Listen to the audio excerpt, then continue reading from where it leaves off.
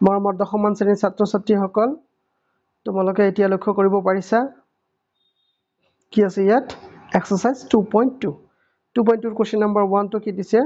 তলত দ্বিঘাত বহুপদবোৰৰ শূন্য উলিওৱা আৰু এই শূন্যবোৰ আৰু সহগবোৰৰ মাজত সম্পৰ্ক সত্যাপন কৰা কোৱেশ্চন নম্বৰ 1 ত এটো দিছে আচ্ছা কোৱেশ্চন নম্বৰ 1 ত কি দিছে x² - 2x - 8 আমি লিখিছো ইফালে কোৱেশ্চন নম্বৰ 1 ৰ সলিউশন দি ইমান মোটা হ'ব নালাগে তোক অলপ চিকনা বনাই লৈছো ৰবা x² -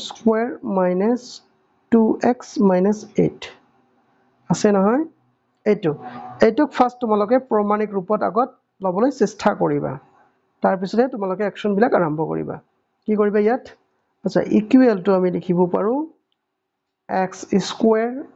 + -2x + -8 এনেকে লিখিলো আমি হয়নে ইয়াত কিয় লিখিলো বাৰু বেছি হেৰি গল কিয় লিখিলো এতিয়া আমি সিধা লিখিব পাৰো therefore ইয়াত কি লিখিবা তোমালোকে ইয়াত এৰ জায়গাত একো নাই মানে 1 আছে নাই বিৰ জায়গাত কি থাকিব -2 নাই আৰু সিৰ জায়গাত আছে তোমালোকৰ -8 এনেকে লিখিলা তাৰমানে a b c ৰ মান তোমালোকে পালা তাৰ পিছত তোমালোকে লিখিবা প্ৰদত্ত বহুপদটো লিখাৰ পিছত প্ৰদত্ত বহুপদ লিখিবা তাৰ পিছত এনেকে লিখিবা -x² - 2x - 8 এতিয়া হল কি এই যে 8 যে আছে এটোক আমি ফেক্টৰাইজ কৰিবলৈ কেনেকৈ কৰিব পাৰো 4 2 8 হয়নে এতিয়া -4 + 2 যদি আমি লিখো তেনে আমি কিমান পাম -2 এইটোকে আমি ইয়াত ইউটিলাইজ কৰিম ইকুৱেল টু তোমালোকে লিখিবা এবাৰ x² - এই যে 4x যে আছে ইয়াত এটো লিখিবা ইয়াত -4x + 2x - 8 এতিয়া প্ৰথম দুটা পদৰ পৰা তোমালোকে x কমন লব পাৰা গতিকে ইয়াত x - 4 থাকিব আৰু ইয়াত +2 কমন লব পাৰা x - 4 নেক্সট হ'ব কি তোমালোকৰ ইফালে এবাৰ x - 4 কমন লব পাৰা আৰু ইয়াত হ'ব x + 2 এতিয়া এই বহুপদটো শূন্য হ'ব কেতিয়া শূন্য হ'ব যেতিয়া x ৰ জায়গাত তোমালোকে যদি 4 বহাই দিয়া গতিটো শূন্য হ'ব নতুবা x ৰ জায়গাত যদি -2 বহাই দিয়া তোমালোকে গতিটো শূন্য হৈ যাব তাহলে কি বুজি পালা যে আমাৰ এই বহুপদৰ শূন্য দুটা হল 4 - 2 এইবাৰ আমি ইহত এই দুটা সঁচাকে মূল দুটা হয়নে নহয় আমি প্ৰমাণ কৰিম কেনেকৈ প্ৰমাণ কৰিম এতিয়া তাৰমানে কি তোমালোকৰ ইয়াত আলফা ইকুৱেল টু কিমান হল 4 আৰু বিটা হৈ গল -2 আমি জানো alpha plus beta is equal to -b/a হয়নে এতিয়া তোমালোকে চোৱাচোন ঠিক একে কৰিবা আলফাৰ জায়গাত 4 বহালা বিটাৰ জায়গাত -2 বহালা তাৰ পিছত ইকুৱেল টু লিখি যাকা কিমান হ'ব 4 প্লাস ইনটু মাইনাস হ'ব 4 - 2 = 2 তাৰ পিছত 2 হৈ গল মানে এই 2 ৰ জায়গাত তোমালোকে কি লিখিব পাৰা 2 ইজ ইকুৱেল টু -2 লিখিব পাৰো বাই 1 লিখিব পাৰো কিয় এনেকৈ লিখিলো তোমালোকে এতিয়া গম পাবা কাৰণ এই যে মাইনাস যে আছে মাইনাসে থাক এতিয়া এই ইয়াত যে -2 আছে নহয় এই -2 সোয়া তোমালোকৰ b ৰ মান কাৰ মান আছে কত গলে এটো ইফালে সোয়া b ৰ মান কি আছে -2 নাই আকৌ এর মান কিমান আছে 1 আছে এর মান আছে 1 b ৰ মান -2 তাৰ মানে আমি এই দুটাৰ কাৰণে -2 ৰ কাৰণে এবাৰ কি বহাম b বহাম আৰু 1 ৰ কাৰণে বহাম a তানে বুজা গল কি যে আমাৰ ই সঠিক দেখুৱাইছে আলফা প্লাস বিটা তাৰনে কি মূল দুটা যেতিয়া আমি যোগ কৰো যোগ কৰিলে ইয়াৰ যোগফল কি হিচাপে লিখিব পাৰো -b/a এবাৰ কি কৰিব লাগিব পূৰণ কৰিব লাগিব মানে তোমালোকে জানা নহয় যে আলফা ইনটু বিটা মূল দুটা যদি পূৰণ কৰা তেনে কিমান হ'ব c/a মানে গতিকে আলফা আৰু বিটাৰ মান ইয়াত বহাই দিছো 4 ইনটু -2 ইজ ইকুৱেল টু কিমান হ'ব সৰি ৰবা ইয়াত হ'ব তোমালোকৰ -8 -8ক আমি লিখিব পাৰো -8/1 এতিয়া -8 মানে হল তোমালোকৰ c ওপৰৰ ফালে চাবা তোমালোকে c আৰু 1 মানে হল a তাৰনে কি মূল দুটা আমি পূৰণ কৰি পালো c/a যোগ কৰি পালো আমি কি b/a মূল দুটা যোগ কৰি আমি পালো b/a গতিকে কি কৰিলে আমাৰ সত্যতা প্ৰমাণিত হল যে 4 আৰু -2 প্ৰদত্ত বহুপদ ৰাশিটোৰ কি হয় শূন্য হয় গল এটো ঠিক তেনেকৈ বাকিবিলাক তোমালোকে কৰিব পাৰিবা মই আন এটা দেখাই দিছো তোমালোকক যত তোমালোকৰ অলপ কনফিউজন হ'ব আচ্ছা এটো ধৰি লোৱা তোমালোকে কোৱেশ্চন নম্বৰ 4 টো কৰি দিছো কোৱেশ্চন নম্বৰ 4 আৰু 5 এই দুটা তোমালোকৰ অলপ জামেলা হ'ব পাৰে মই এই দুটাকে কৰাই দিছো তোমালোকৰ 3 নম্বৰটোত কৰিবা কি মানে এই পদটো তোমালোকৰ লাষ্টত আছে নহয় সজাই লোৱাৰ পিছত তোমালোকে মাজত আনিবা মানে তানে তোমালোকৰ হেৰি কি আছে ভেৰিয়েবল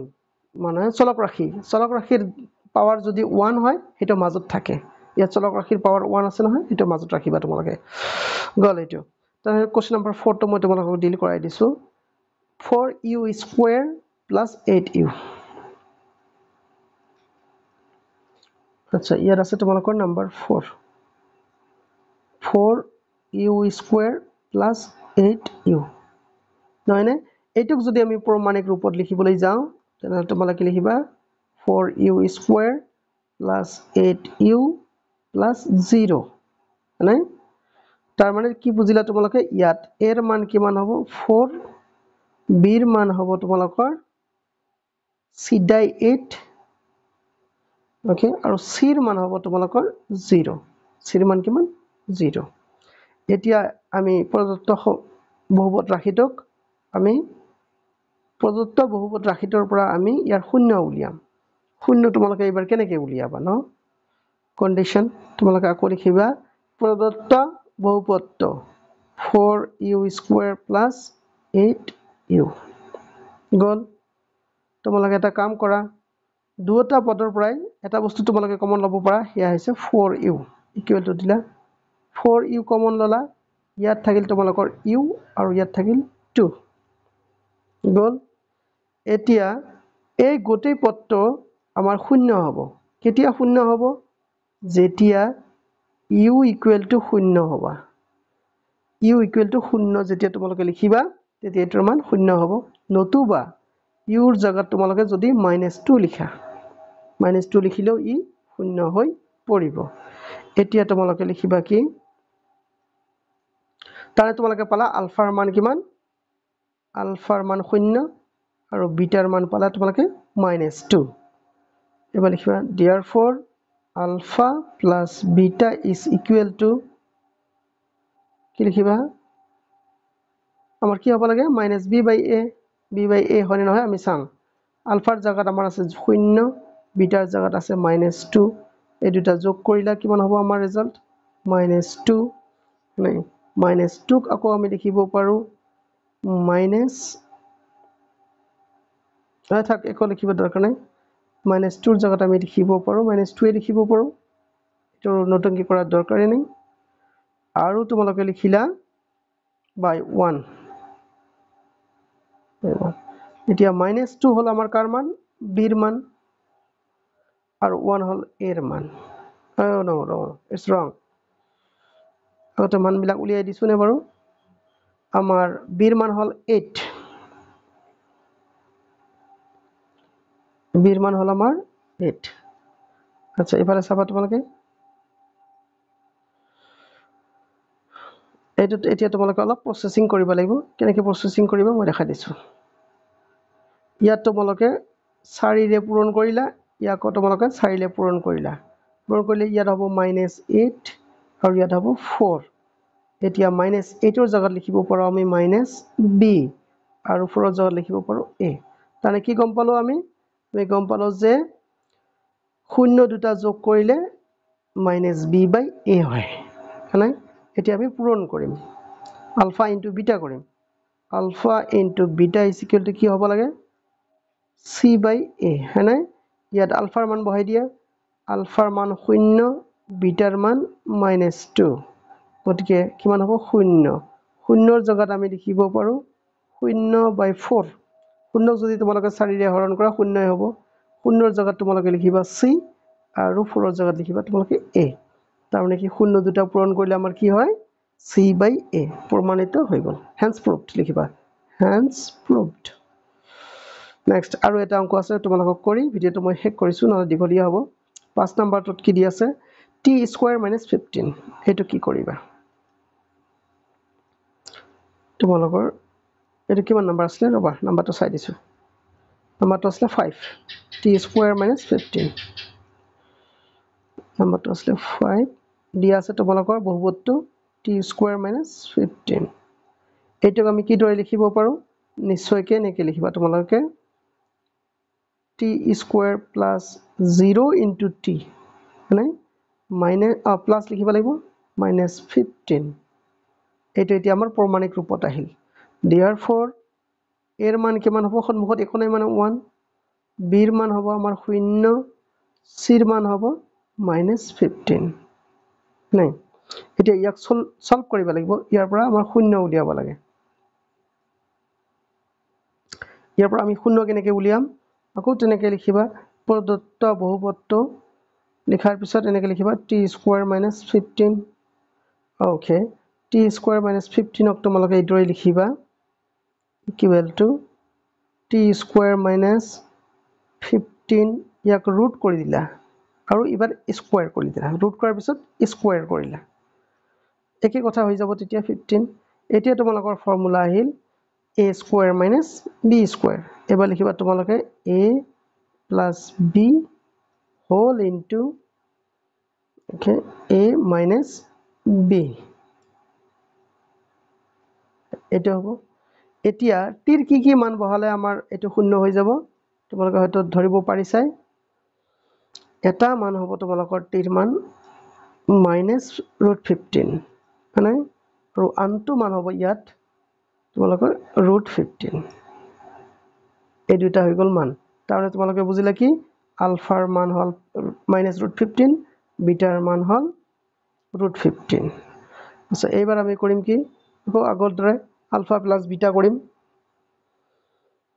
মই সিধা এবাৰ কৰি দিছো আলফা প্লাস বিটা তাৰমানে